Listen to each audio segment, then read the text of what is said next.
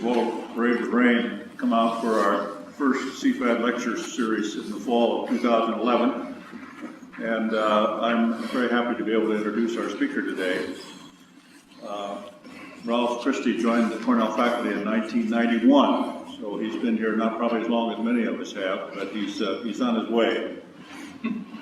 He's the J. Thomas Clark Professor in Entrepreneurship and Personal Enterprise, and he's in the Dyson School of Applied Economics and Management. I've known that school go through from Ag Economics to Army to now the Dyson School, and Ralph has been here through those changes. He's an ag economist, got his PhD at Michigan State, and he's now director of the Cornell Institute for International Food and Agriculture Development, CIIFAD. Right. And he's had that responsibility since about 2010. And he's going to talk to us today. His title is on the board. It's going to be Why Small is Beautiful and Establishing a Microeconomic Agenda for Agricultural Development in Africa. Ralph, it's very nice that you've been able to come to us, and we're looking forward to hearing you. Thank you.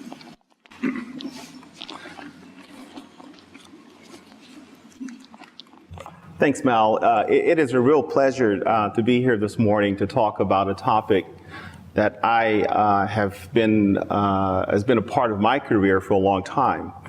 As an agricultural economist, I got very interested in this question of economic development.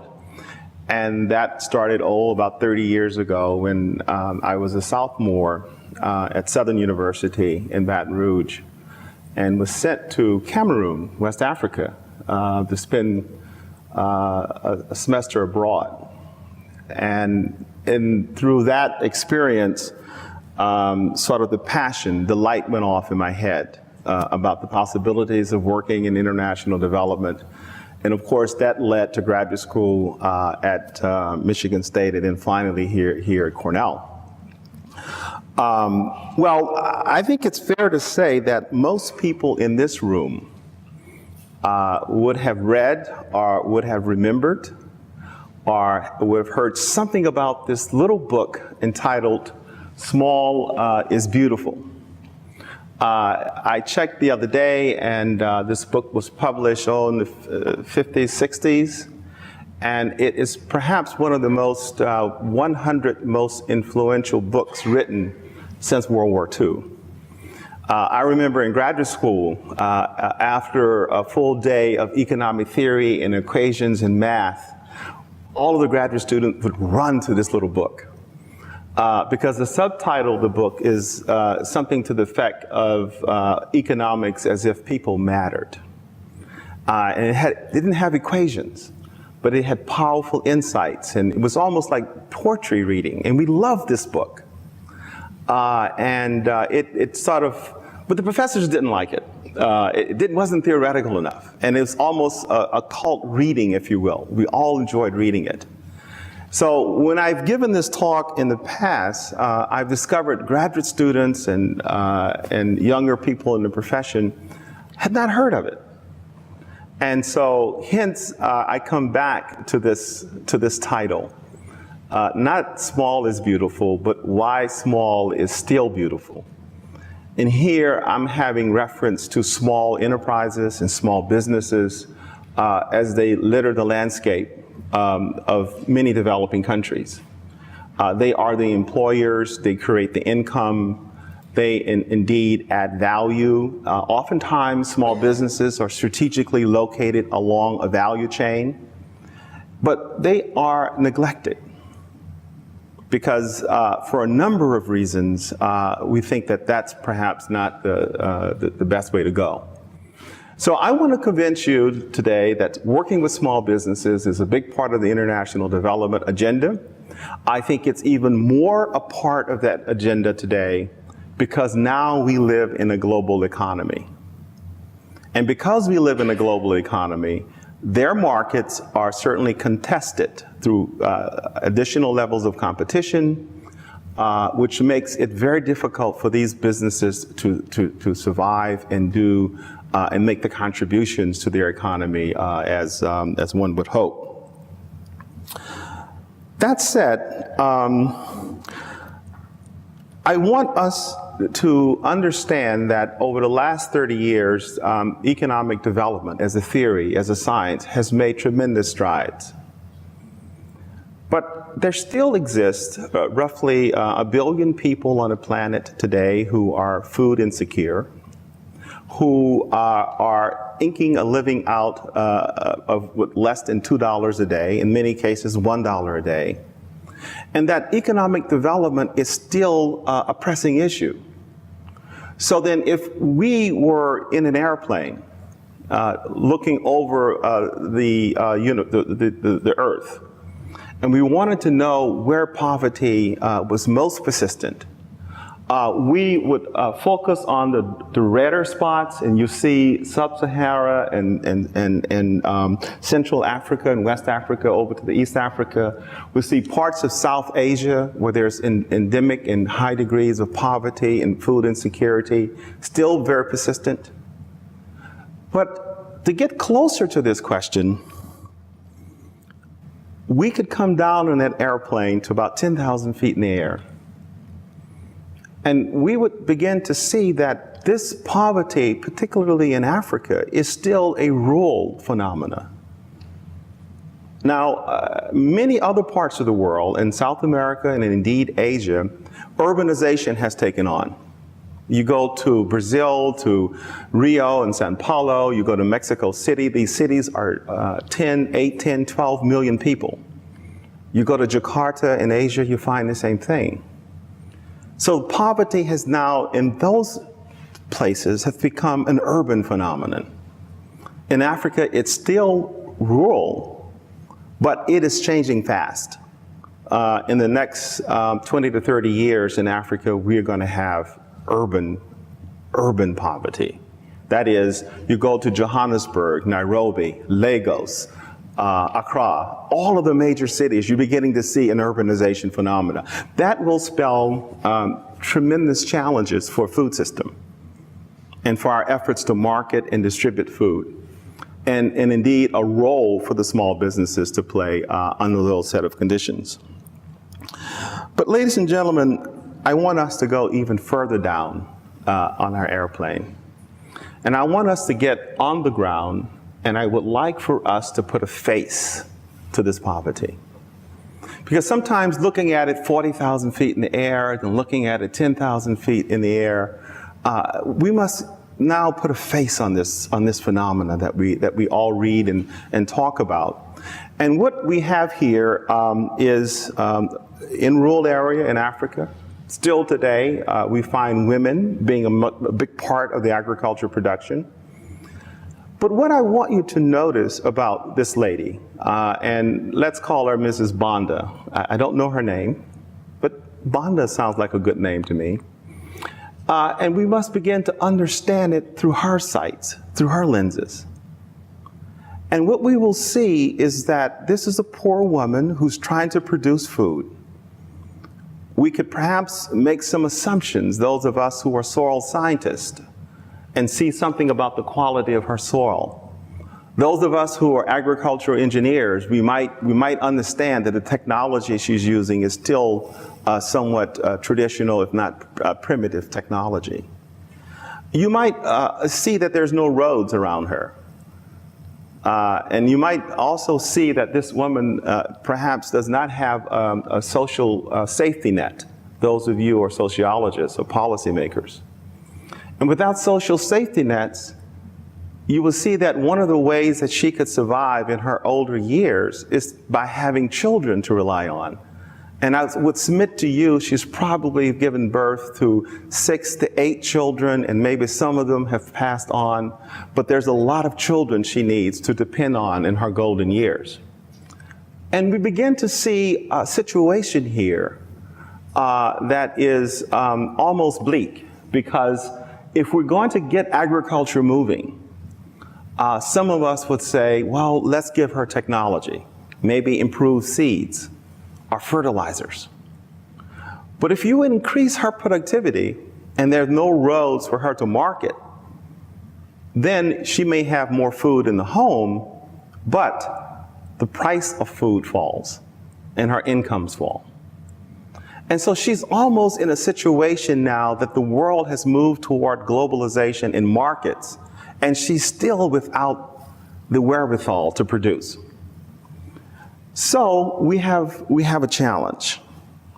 Not only we have the challenge that she's confronted, but the very theories of development are the goals of economic development that we started off with 40 or 50 years ago. They have changed. At one point, when many of the countries in Africa became independent in the 50s and the 60s, the Marshall Plan in Europe was coming to an end after World War II. Economists from Europe rushed to the newly independent states, India first, and then into Ghana, and all the independence movements starting to take place. And the idea of gross domestic product, increasing capital growth, was equated to economic development. And then someone said, no, we must change that to real per capita income. And then finally said, no, we need to have non-monetary indicators and basic needs. And then people said maybe freedom. And then this idea of what economic development actually means have just changed over time. And today, we talk about sustainable development. That's the goal now. And poor Mrs. Banda is sitting there watching the whole world go by. And all of these theories and models are coming to her for possible solutions. This has come into even a more fundamental change with respect to the market, the very forces that drives income and productivity around her, because she's clearly in a market environment now. And when we entered the questions of economic development, we said, well, markets have failed. And then we said, no, governments have failed. And then said, well, what we need to do is get the institutions right, finally. Just last week, we invited Peter Timmer to Cornell to give a talk, and he wrote a very famous book on getting prices right. Well, it's not so much getting prices right these days as much as it is about getting institutions right. And so we have seen all these transformations that has occurred in the life of Mrs. Banda, and yet we're still trying to figure out, well, what does it mean to achieve development, particularly in this era of markets? And how do we develop and devise strategies for a person who has to engage in the marketplace? Well, in 1981, Ronald Reagan, President of the United States, invited Margaret Thatcher and Helmut Kohl, the Prime Minister, the Chancellor of Germany, to Washington, D.C. And they sat around one afternoon and they decided that they were going to devise something entitled the Washington Consensus. In other words, they were going to put in place an effort to move the entire world towards globalization and development through policies. If you were an African government, if you wanted technical assistance or aid, you had to embrace the market. They pushed in an era of what in many developing countries have been known as structural adjustments. So many countries in Africa have opened up their markets. And we've come to them with different ideas about how to improve their economy through market mechanisms. Before I get to this idea of entrepreneurship and small business development, let's quickly look at what are some of those ideas that have come to the developing world vis-a-vis markets. Microfinance, the bottom of the pyramid, and then finally Jeff Sachs' Millennium Village. And I will quickly go through each of these and then get back on track about the small business development. Muhammad Yunus wrote this very powerful book, Banker for the Poor, wherein he talked about the role of credit and capital getting in the hands of small businesses and micro-enterprise individuals.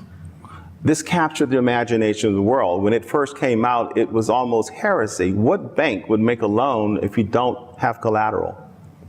And why would I even give a poor person a loan?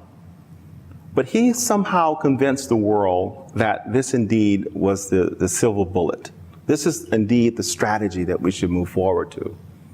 And now most central banks, commercial banks, NGOs, World Bank, they all have some type of a microcredit, a microfinance window. The question still remains, does this affect or improve the conditions of poverty? And the jury is still out on this. What we're finding that small people taking loans, and there's research on both sides of these questions, they get a loan, they pay the loan off, they get another loan, they pay it off, and in effect, they stay primarily on this treadmill, not really increasing their income or increasing their wealth, just simply on some sort of a treadmill. This is primarily, many of the people who've been engaged in the microfinance have been women. And in fact, that Friday afternoon when Professor Muhammad Yunus was leaving his office, this lady walked up to him, a beggar, and asked him for a gift. And he was going into his pocket and he was just about to put the money in her hands, and he pulled it back and he asked her, well, what are you going to do with this? And she looked at him, she says, well, I'm going to buy some chickens. And these chickens are going to have eggs, and then I'm going to open up a business, and then I'm going to move on and improve my life. So he gave her the money and he said, sure, thinking that he would never see this lady again. Lo and behold, a few months passed by and she comes to his home and she knocks on the door with a basket of eggs. And there in that moment, the idea of banking on the poor entered his head as a possibility. Well, in that particular example, it worked well. But as we put through the microcredit and microfinance throughout the world, as I said earlier, the jury is still out. Not totally convincing as this being the antidote of poverty. The next idea came out from the University of Michigan, Ann Arbor, Professor CIIFAD. We have another example of this on our own campus with Professor Stu Hart with the bottom of the pyramid approach at the Johnson School. And the idea here is that now that we're in a market economy, why don't multinational corporations go to the developing countries? And then they could take their products, be it parts of soap or shampoo or whatever the product is, break it in small packages and sell it to the poor. In other words, the poor now becomes consumers. And the idea is that there are profits in these markets. Well, that idea was an interesting one. You're not going to get rich if you're always buying something. And you certainly are not going to get rich if you're taking your income and buying things that the so-called West perceive to be desirable, be it shampoo, a toothpaste, or whatever the product is. And so now we're holding this up with some level of suspicion about its capabilities of achieving economic development and increasing and improving the lives of people like Mrs. Banda. Finally, our colleague at Columbia University, Jeff Sachs, he came to Cornell a few years ago with his wonderful idea of Millennium Villages. He said the governments were corrupt, and therefore we must go around the governments and develop these small villages. That's aligned to the Millennium Goals of development, and perhaps give each village $300,000. And then with that set of funds, they can design whether or not they want roads or schools or agriculture, and each village would come out with its own strategy. Well, on the surface, that sounds like a good idea. But where will the next tranche of dollars come from? And aren't we building in some degrees of dependency on these people and individuals and villages? All of these ideas are trying to get things moving, are trying to look at markets, are trying to improve people's lives, but they're somewhat limited in their perspective. There's no silver bullets here to look at. What has happened is that over time, we've had tremendous radical change that has affected food markets and development in Africa. And these changes are both political and economic and social and technological. And they are moving at a pace that they're so rapid that this change is outstripping our abilities to comprehend fully the nature of the problem. And I'll give you some examples. And this is some of the kinds of activities that we think about as we reflect back on Mrs. Banda. Certainly there's political and legal challenges here. And the questions of government and regulations and business climate and all of these things that are around her that's a part of the state, and she's trying to eke out a living. Economic forces, the roads we mentioned earlier, the financial sectors, the banking, foreign direct investments, the crises that are affecting people at the levels of poverty. Once we go to a global market, these are the kinds of things that we introduce them. And now there are some investments that are coming into Africa. Africa is the bottom line, not nearly as high as we find in the top line, which is Asia. The next line would be Latin America, and Africa is coming to the bottom. By the way, 90% of the foreign direct investment that goes in the continent of Africa, it goes to one country, South Africa. 90% of those investments. So many of the other countries are not picking up on these types of investments. And with these foreign direct investment comes new technologies, new management, getting markets into play. And so now we see Mrs. Banda constrained if she's not in South Africa. Social forces, another radical change. Again, we talked about urbanization, the informal sector, questions around gender, the HIV/AIDS issues, as well as cultural preferences for food. Because as we get to urbanization and food is becoming a little bit of a constraint, people are now changing their diets. So while in many cases they might have been eating corn or cassava, what is rapidly entering the markets now is wheat-based products like pasta. And you would be amazed how fast that is to cook and how inexpensive it is. And so now we're getting a lot of changes in the food diets and preferences. Urban population, the social phenomena, we see by 2050, Africa would be basically an urban continent. Today, we are roughly, certainly slightly more rural. By 2025, a little bit better. But by 2050, we find basically an urban continent. So all of these factors are coming into play that Mrs. Banda is going to have to contend with. And not to mention technology. Some of these forces are positive, others are negative, but they're changing the rapidity of change. Biotechnology, food processing technology, information technology in general. And you see that she's not getting access to these kinds of things. So we're coming into a real problem. A problem where, if I can distill into two very basic questions. How can we reform the state?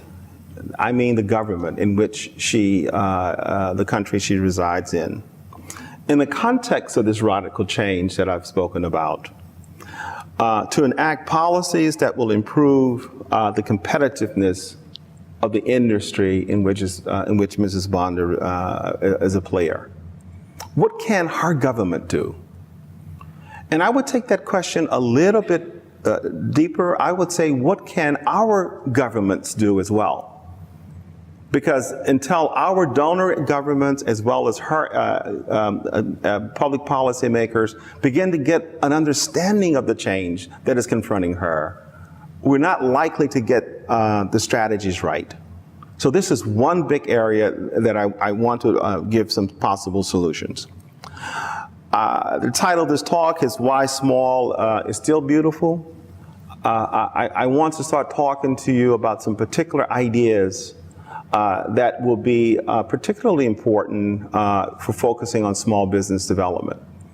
Not only just small producers, but small manufacturers, input suppliers, the whole supply chain on the African continent that might be a way to build capacity or strengthen capacity among the small enterprises. Let me quickly turn to what might be some possible solutions with respect to this situation Mrs. Banda finds herself in.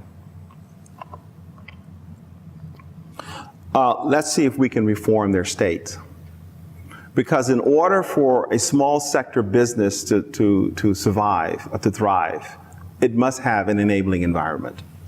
It must have an environment where it can have access to roads, access to grades and standards, information, a range of other things that will be important for business to develop. The problem I am confronted with this possible solution is that oftentimes the state, that is African governments, if you go into ministries of agriculture or ministries of education, in many countries, not all countries, those agencies, they really lack capacity. They're really not up to the challenge of a 21st century for government quite to know exactly what to do in this global, radically changing environment. It's a challenge. We see it in our own country today with respect to creating jobs. Very different ideas about what must government do and what is the capacity of government to create an environment to challenge us and to improve our economic development. There are two questions. What is the capacity of the state? And what is the environment in which the business must operate in which the state can do something about? This particular work, and I'm going to go very briefly through this, was a study that we did for the United Nations, our team here in the Dyson School with UNIDO, and this was presented at FAO and a lot of organizations around the world. But we were not only challenging the governments of developing countries, we were challenging the multinational organizations and the donors for them to build capacity in government so they can perhaps do the right things as well. When we asked this question, we came up with several scenarios. We didn't think that there was just one thing government should do. It depends on where you are. It depends on the capacity of the state. It depends on the amount of risk that it's in the marketplace. And so we came up with several stylized kinds of recommendations, if you will. Our first, we looked at a case where the government has capacity, it can have a role to play, and we looked at the examples that we saw in Uganda with respect to their seed industry. That government has a very, with NARO, the National Agriculture Research Organization, has capacity in improving the seed industry. And we looked at that as a shining example where they went in, they have deregulated that industry. At one point, the government was selling all the seeds to the farmers. Now they have privatized the sector. There are 30 or 40 small companies coming in. These small companies are now able to get improved seeds to Mrs. Banda. Left alone to the state, it was too bureaucratic. And now we've worked with a number of these companies, improving their marketing strategies and looking at ways that they can get access, in other words, get technology or get seeds in the hands of farmers. Sometimes the state has to step in and be more proactive. There are other situations in which the state may have low capacity and the environment could be very risky. So the private sector won't be involved here, nor will the state act. And here we were looking for what are innovations in terms of public-private partnerships or innovative institutions. And we looked at the case of Malawi, where the state came in with the private sector, developed something called smart subsidies, got technologies and packages in the hands of farmers, and things moved on with the private sector in partnership with the state. And we see that Malawi, in many regards, have simply moved their agriculture, or beginning to move their agriculture forward. Now, this met with fierce resistance from the World Bank, because they thought government should not be that involved into the situation with the subsidies. But they persisted on, and we're beginning to see some positive changes in Malawi. Notwithstanding the most recent price peaks, there have been some problems there because prices of food have gone up. There's a situation where the state has capacity, and so does the private sector. And what comes to mind here is supermarkets. There are a number of high-end supermarkets, ShopRite, Pick and Pay. These are basically South African-owned companies. They are rapidly moving into other parts of Africa, into Ghana, into Uganda, into Kenya has been trying to force them out. Tanzania, they have come in. These companies have come in an environment where the state did not have grades and standards. So the private sector came in and developed these kinds of approaches to increasing the access to food and improving the modern marketing system. And so here's an example where the state really is stepping back and letting the private sector take the lead. I don't know whether that's necessarily a positive thing or a good thing, but the supermarkets are coming in a very powerful and a very bold and a very aggressive way to meet these challenges around markets. The challenge is, if you look at all the produce, if you would go to any of the major African cities and go to a ShopRite or a Pick and Pay, if you look at the produce, you might get the impression that a lot of those products are not being purchased from Mrs. Bonda. That a lot of these products oftentimes are shipped in maybe from South Africa. And getting shelf space and being able to service a large modern supermarket like this is a challenge. So then the nuanced thinking now is, let's create space in these products and on these shelves for the product that Mrs. Bonda might have to offer. Let's create opportunities for her to have access to these markets. And then as the supermarkets come in, they should have more innovative programs for small farmers and smallholders. That is, keeping this idea of small businesses alive. The final area is when the government have relatively low capacity and the private sector is very strong and very bold. So the role of the state here is really to maintain competitiveness, to make sure that the legal systems are in check, are in place, to make sure that you have a pro-competition, you don't have antitrust, or you don't have monopolization of the markets. And so then in each of our scenarios, we call for a different role for the state to play, depending on the risk, depending on the capacity of the state, but keeping in mind, making sure that the playing field is level for small businesses to contribute to the various economies. Not only the government of these economies should pay closer attention to these various scenarios that we've called for, but I would say even our own governments. Sometimes USAID or the World Bank, they are not apprised to the complexities of these change.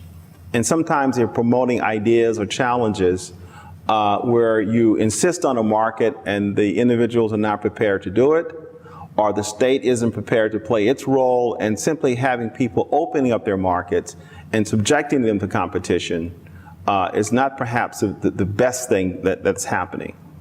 And what we find in this environment is that the Chinese are coming in. You open up the African markets, you think we're going to get competition, we're going to get things proved, Mrs. Bonda is going to get better because markets matter? No. We simply set them up for failure because the Chinese are coming in with very cheap products, oftentimes taking the very cultural products that are in Africa and replicating it and selling it back to the Africans. And so this idea of markets and competitiveness and making small business work, things that we know that will contribute to economic development, are sometimes not put forward. So the government has to come in and enforce the ideas of laws and competition. Let me switch to the private sector now, because I don't necessarily believe that the government is the end-all and be-all of all answers. I think the private sector has a role to play here. There's a role, a way in which we can strengthen the private sector. And this particular work draws from over a decade of activities that I've worked with here at Cornell, working directly with now over 1,000 small companies, primarily over from 14 different countries in Africa, building capacity, strengthening their strategies, having a conversation about how their products and how markets affect their communities. We know that agribusiness is an important part of the economic development. We understand, people at Cornell, that agriculture is an important part of economic development. But as the economic development of a country grows, the agricultural contribution to that economy declines. It's almost predictable. And if you look at this relationship, basically the red line, we will see that as the share of share of agriculture of an economy declines as the income of that economy increases. In other words, the share of agriculture in the United States is a very much small part of our overall economy. And we've looked at a number of countries here, and we can see that with the green line, that is your agribusiness. Note that that green line is not necessarily declining, whereas production agriculture itself, right now it only takes 2%, less than 2% of our farmers to produce food. But that green line is agribusiness, the input, the stores, the manufacturing, the wholesale, the entire supply system. And that has been a good 25 to 30%, even in the US, across countries around the world. So that means that if we're going to get economic development moving forward, we have to embrace a wider set of businesses. Many of them are small businesses. Many of them are ways to keep the economy moving forward because they add value to food, they create jobs, and they create incomes. Over the last 10 years, this data goes up until 2009, we started a program here at Cornell trying to get at businesses along that supply chain, small businesses. And now we've worked with over 1,000 companies in our data bank, having workshops, having training, listening to their strategies, because we thought that if we're going to build capacity in the state, we also should go directly to these entrepreneurs. And we have a number of wonderful stories to share, case studies to talk about, ways that we have involved Cornell students into this process, ways that we have taken that information, brought it back to our classrooms, engaged students from Africa in this process, engaged small businesses in this process, as a way to get economic development moving with small companies. Not necessarily Mrs. Bonda per se, but all the companies that are around her, who's going to add value to her products, who's going to give her technical support in terms of technology and seeds and those kinds of things. And let me just share with you a little bit about how that has gone.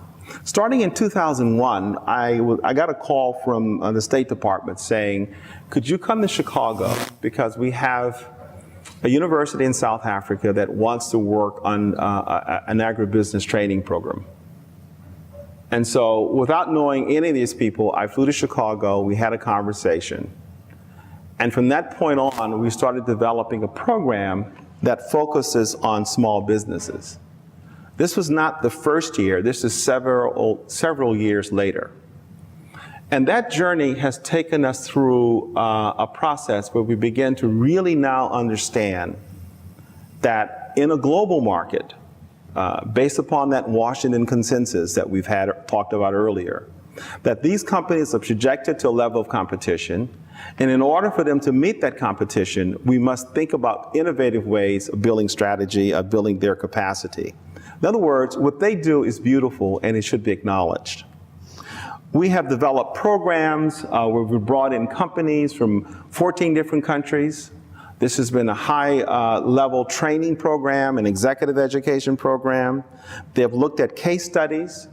We've been very successful in bringing in corporations, and many of these corporate contacts are Cornell graduates. For example, the Korean gentleman you see in the foreground there is with the Cisco Corporation.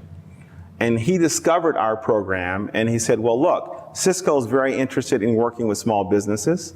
We have new technologies. We have, I don't know how many of you have used the telemeeting where you can sit in a room and see people's pictures around. You don't have to travel. And so at some point, this technology is going to be important for businesses. And so what we want to do is be a part of your program. And so they have come out. The lady in the foreground there to the left is from Kenya. You might be familiar with the Lakey family there, who the famous anthropologist, and now the family is a member of parliament, but this is one of the daughters. She owns a seed company. And so that small seed company she owns, at one point all the seeds were distributed by the government of Kenya. Now we have 40 or 50 companies coming in. She happens to be one of the companies who have been part of our program. And so now we're opening up space now where technology, modern management, strategies, all this is getting in the hands of those small businesses and creating opportunities for them to grow and improve what they're doing. I can't imagine a company not understanding modern day strategy. And I discovered that many of these companies do, but they do it in subtly a different way. I cannot think of a situation where how a business can survive. And oftentimes we look at business survival and business development here in the US, where there's good technology and good roads and good information and human capital and education. And we think that this is the magical formula to moving our economy forward. But those companies don't have that. And so now they're trying to ink out a strategy to improve their lives and improve incomes of people. And I think they're doing a very interesting job. We're writing a new book now on strategies that these companies are coming up with. And I think they're going to challenge. Peter Drucker is the modern day father of management in the US. But that's what our business schools are teaching. But I think that these entrepreneurs here can teach something to even our best MBAs and our best students of economics and business. We then now said, how do we get our Cornell students involved with this? And so within AIM, we developed a program called the Emerging Markets Program. 2 years ago, I became the director of CIIFAD, and we developed this thing called SMART, Student Multidisciplinary Applied Research Program, our teams. And these are where we get teams of 3 to 5 students together. We attach them to a particular company or an NGO or an organization and in emerging markets, not only in Africa, now throughout the world, trying to find innovative ways to build capacity. So students now are going to South Africa, they're going to Thailand, they're going to Indonesia, they're going to China, they're going to the Dominican Republic. We went to Ghana last year, we did South Africa, Tanzania. We've had 7 or 8 years now. And then we're looking at a range of places this coming year, this coming January, in a winter session, where students now, both nutrition, engineering, business, applied economics, rural sociology, public policy students, over 100+ students on our campus would apply for these programs to go in as multidisciplinary teams to solve problems, ways of building capacity in the small businesses, small organizations, or even sometimes in government trying to create the capabilities in those environments. Our students have done well. We think this is going to be an example, a flagship program that we can share with other universities. We are part of the process now of going directly in and building capacity in the state, our capacity in the small businesses, and we've had wonderful success from this. Our students have developed phenomenal case studies, and now we can take these case studies, bring them back to our classroom. Oftentimes, in my part of the campus, we want to talk about strategy and look at case studies. They're primarily written at Harvard or at Stanford.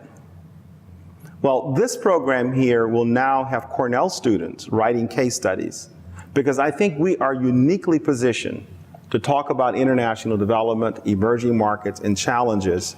This is a phenomenal way of students learning, and they come back with so much energy and so much excitement.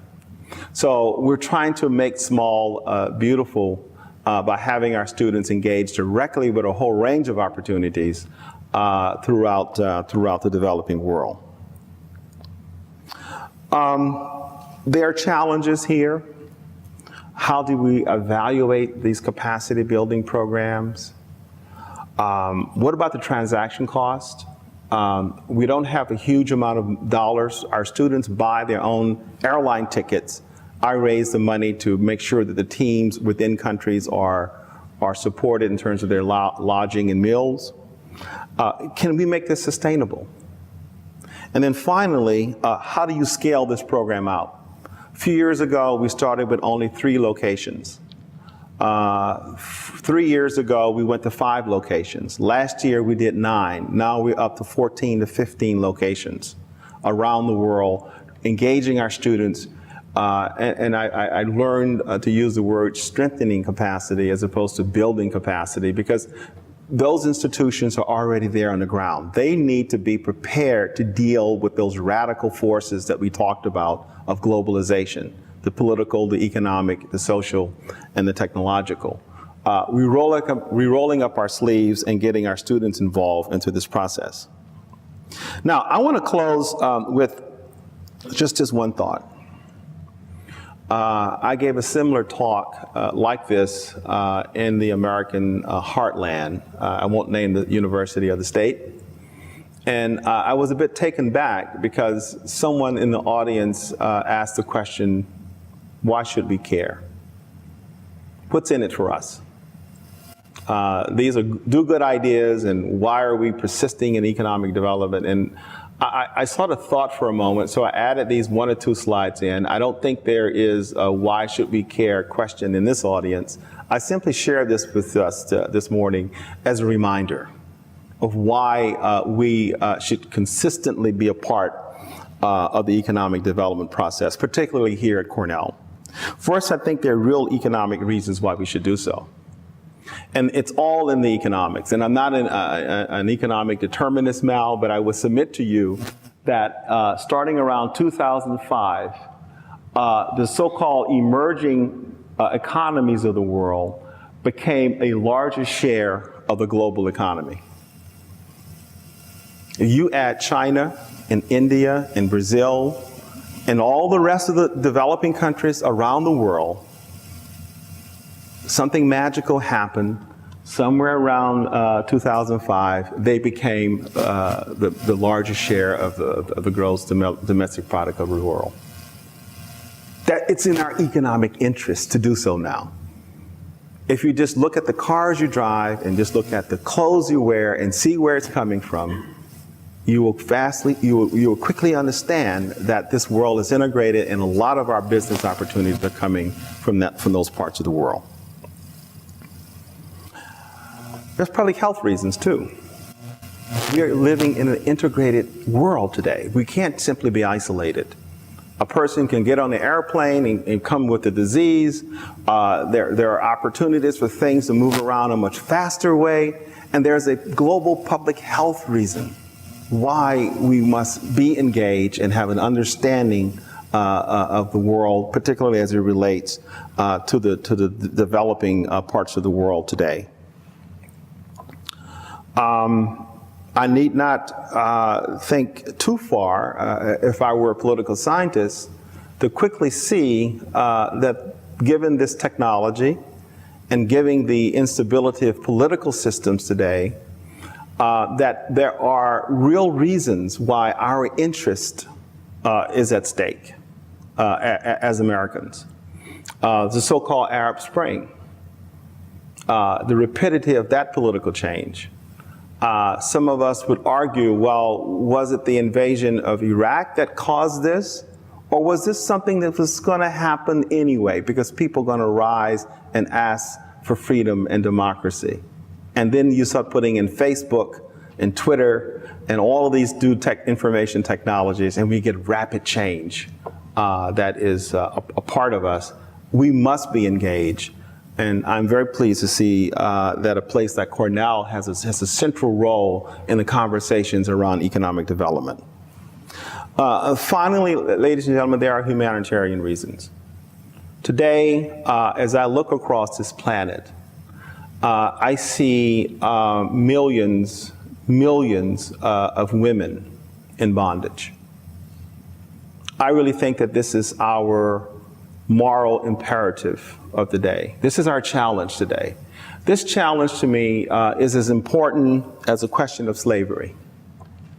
When we stood up as a country and ended and abolished slavery in America, I think what we see is happening in the lives of women around this planet today. The economic and social and cultural bondage in which they find themselves in, I think on humanitarian grounds alone, merits our deepest consideration in solving these types of problems. So I think small is beautiful, but I also think that we have to be smart. I think we need to use smart power. I think we need to think about economic development in very different ways. Not just our military might, not just diplomacy, but I would try to elevate economic development to various levels of military decisions, diplomatic decisions, and development. Putting them all three together gives us a type of power that many people are beginning to see to be smart power. And that's, I think, it makes us more secure and indeed more effective.